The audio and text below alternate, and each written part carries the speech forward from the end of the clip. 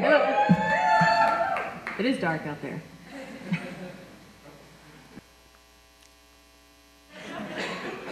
India is like a river that's been flowing uninterrupted for thousands of years, allowing one to step back into an ancient time. It is a land where magic is alive because the people believe. Every morning in India, millions of people awake with devotional acts of singing, chanting, mantra, and meditation. Along the banks of the holy rivers, flowers, incense, and candles are offered in early morning ritual, filling the air with sweet smells and the smoke of prayer. As the sun rises and sets, ancient sounds are invoking the gods and goddesses, constantly inviting spirit and prayer into daily lives. This is the soul of India. As I traveled throughout India and Southeast Asia, I experienced magic beyond my wildest imagination. Living with saints and sadhus, mystics, yogis, and yoginis, welcomed by the tribes, nestled by the warmth of Himalayan fires, awed by the majestic snow-covered peaks of the Karakoram Mountains, inspired by the desert of Rajasthan, immersed in coconut jungles on the Arabian Sea, and living high up on the Tibetan plateau with Buddhist lamas in Ladakh, I was constantly transformed. And while meditating and studying in Shiva's ancient holy city of Varanasi, in the presence of Guruji Vagishastri, a yogi with awakened energy, I experienced a powerful personal transformation that profoundly affected my spirit, my consciousness, and my entire being, so that when I returned to the US to teach Qigong, I did so from a new place within my soul. Hi, I'm Ellie Stairshevsky, and those were some of the images from my photography exhibit, The Soul of India. The journey that I shared with you was the most transformative time in my life, which has informed everything I've ever done since, including how I approach Qigong, cultivated my own energy, and share with my students.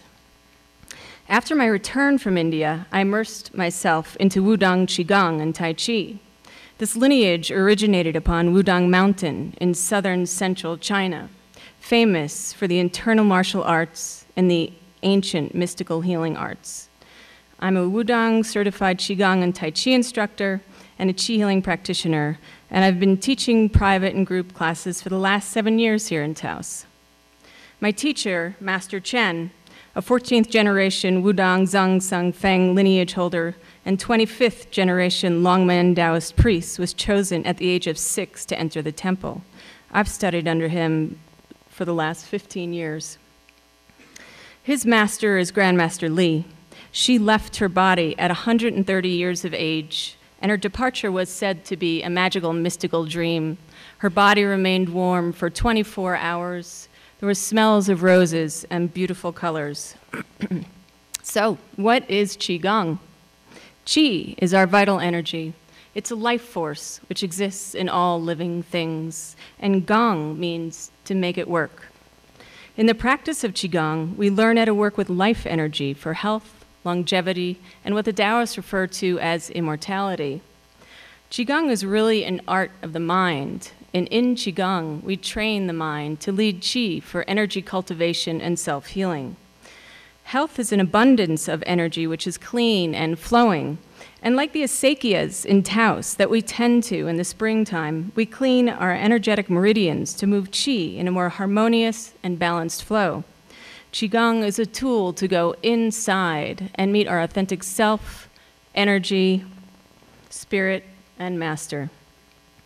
In Qigong, we work with 3 main energy centers, and they're called Dan Tians. And Dan means elixir, and Tien means field. And if you look into a body, you won't see a Dan Tien. And the only condition for it to be there is stillness. And the practice Qigong cultivates stillness. And the more you practice, the more actual Qi sensation you feel. And learning to tune in to our energy and universal flow is like learning to play a musical instrument. It takes love, patience, and devotion. And as Qigong practitioners, we not only have a rich internal world or a rich external world, but we develop a rich internal world. And we're going to do a brief demonstration.